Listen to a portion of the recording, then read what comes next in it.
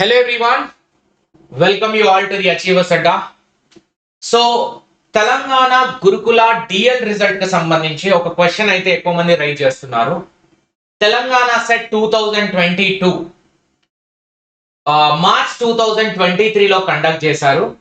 And March 2023లో conduct చేసినాక ఏప్రిల్లో మనకి రిజల్ట్ వచ్చింది. అండ్ ఏప్రిల్లోనే గురుకుల డిఎల్ నోటిఫికేషన్ వదిలా. నోటిఫికేషన్ వచ్చే నాటికి మనకి జనరల్ గా సర్టిఫికెట్ సెట్ సర్టిఫికెట్ వచ్చి మన చేతిలో ఉండాలి, లేదంటే మనం ఎలిజిబుల్ కాదు జనరల్ గా చెప్పాలంటే. కానీ ఇక్కడ ఏం జరిగింది అంటే టోటల్ గా ఏప్రిల్ 24th డేట్ కొంచెం కింద మీద అవ్వచ్చు, గుర్తున్న మట్టికి రాస్తున్నాను. ఏప్రిల్ 24, 2023 నాడు మనకి తెలంగాణ సెట్ 2022 రిజల్ట్ వచ్చింది.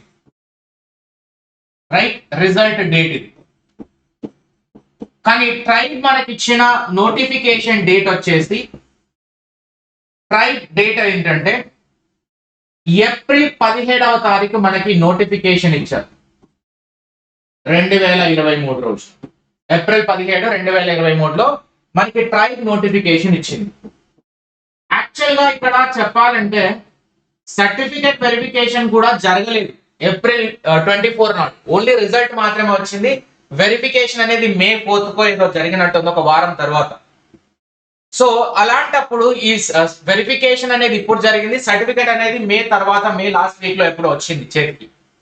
సో ఫైనల్ గా 2022 సెట్ రాసిన వాళ్ళు ఇప్పుడు మొన్న సెలెక్ట్ అయిన డిఎల్ఎస్ లో ఉన్నారు. డిగ్రీ లెక్చర్ లిస్ట్ లో 11 మంది దగ్గర ఉన్నారు. ఆల్మోస్ట్ 11 మెంబర్స్ మనకు తెలిసిన వాళ్ళు 11 మెంబర్స్ దగ్గర ఉన్నారు.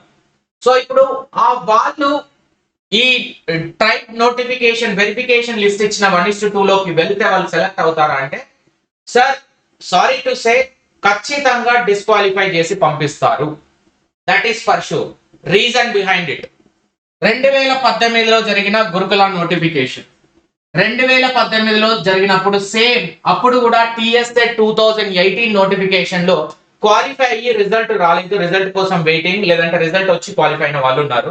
కానీ నోటిఫికేషన్ అనేది సెట్ కంటే ముందు ఇచ్చారు, సెట్ రిజల్ట్ కంటే ముందు ఇచ్చారు. అప్పుడు కూడా సేమ్ ఆల్మోస్ట్ 17 నుంచి 18 మంది, నంబర్ మీ చేంజ్ అవ్వచ్చు. సో వాళ్ళకు కూడా ఎలిజిబిలిటీ ఇవ్వలేదు, అప్పుడున్న వాళ్ళకు కూడా ఎలిజిబిలిటీ ఇవ్వలేదు, వాళ్ళని వెనక్కి పంపించారు. వెరిఫికేషన్ కి అటెండ్ అయినప్పుడు మీరు నోటిఫికేషన్ కంటే ముందు క్వాలిఫికేషన్ అక్వైర్ చేయలేదు కాబట్టి మీరు ఇన్ఎలిజిబుల్ అని క్లియర్ గా చెప్పి వెనక్కి పంపించారు. సో ఇప్పుడు కనుక వీళ్ళు ట్రైబ్ 2023 ఏదైతే రిక్రూట్మెంట్ జరుగుతుందో 2022 సెట్ క్వాలిఫై అయిన వాళ్ళని యాక్సెప్ట్ చేస్తే వాళ్ళు రెట్రాస్పెక్టివ్ ఎఫెక్ట్ గా ఏం జరుగుతుంది అంటే 2018లో కోల్పోయిన వాళ్ళు మళ్ళీ ఫైట్ లోకి వస్తారు. అండ్ ట్రైబ్ కూడా అటువంటి డెసిజన్ తీసుకోదు. మల్టిపుల్ టైమ్స్ మేము నోటిఫికేషన్ వచ్చినప్పుడే గురుకుల బోర్డు దగ్గర రిప్రజెంటేషన్ చాలా మంది ఇచ్చినాము. అండ్ కొందరు కోర్టు కూడా వెళ్ళినారు. కోర్టుకి వెళ్ళిన రిజల్ట్ ఏంటి అంటే 2022 క్వాలిఫై అయిన వాళ్ళని కూడా కన్సిడర్ చెయ్యండి అని. నోటిఫికేషన్ ఓన్లీ ఒక వారం రోజుల గడువు మాత్రమే డిఫరెన్స్ ఉంది కదా, నోటిఫికేషన్ వీళ్ళని కూడా అలో చేయండి అని కోర్టు ముందర వెళ్ళినప్పుడు కోర్టు ఇచ్చిన డిసిజన్ ఏంటి అంటే ఆర్డర్. ఇది ట్రైబ్ యొక్క డిస్క్రిషనరీ పవర్. సో ట్రైబ్ అనేది ఆలోచించి డిసిజన్ తీసుకొని వీళ్ళని అలో చేయాలనుకుంటే అలో చేయండి, అది ఏదనేది మాకు 2 వారాల్లో తెలుపండి అని కోర్టు ఫైనల్ ఆర్డర్ ఇచ్చింది. కానీ ట్రైబ్ 2 weeks లో ఏం రెస్పాండ్ అవ్వలేదు. దట్ మీన్స్ 2018లో మేము ఏదైతే ఫాలో అయినామో ఇప్పుడు కూడా అదే ఫాలో అవుతాం.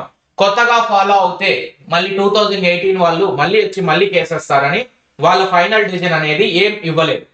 సైలెన్స్ అనేది ఏంటి అంటే మేము ప్రీవియస్ ఏది ఉందో ఇప్పుడు కూడా అదే ఫాలో అవుతాం రిక్రూట్మెంట్ ప్రకారం. సో కొత్తగా మేము ఫాలో అవుతే మళ్ళీ చేంజ్ అవుతుంది కాబట్టి.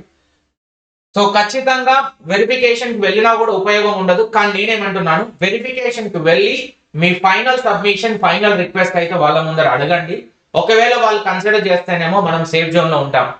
అడగండి, కన్సిడర్ చేస్తేనేమో, ఎందుకంటే కొన్నిసార్లు కన్సిడర్ చేయొచ్చు. కొత్త గవర్నమెంట్ వచ్చింది కదా, అప్పుడు గవర్నమెంట్ వేరు ఇప్పుడు వేరు. అడగండి, అడగడంలో తప్పేం లేదు. ఒక రోజు వెచ్చించి వెళ్ళి కనుక్కోండి. So that it will be easy. మనకి వస్తేనేమో ఓకే, లేదంటే హోప్స్ అయితే పెట్టుకోకండి. Please keep the least hope in your heart.